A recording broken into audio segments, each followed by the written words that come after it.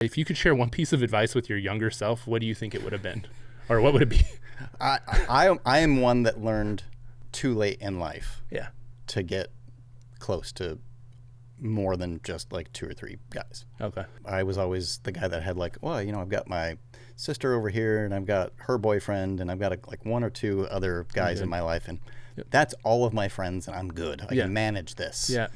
And I think it was such a detriment because it didn't prepare me to understand people. Yeah. First of all, it didn't prepare me to have anybody hold me accountable to anything. I was able to kind of jump from group to group to group to group and hide who I was, hide who I wanted to be. And I got to be, well, I should say, I was able to be who I wanted to be, dependent on who I was with. I call it the chameleon. Absolutely. You can like be whoever anyone needs you to be, and that takes years to break down. Yeah. You know what I mean? Absolutely. True, authentic self. Jeez, as you say, I look back to high school and I was like, wow, I was a band geek over here. I was an athletic swimmer over here.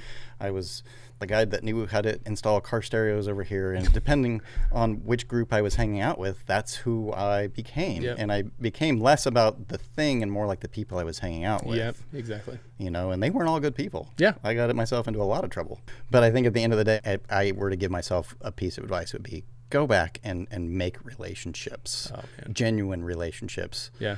Not in an effort to become who I thought I wanted to be, Yeah. but to be genuinely who God created me to be.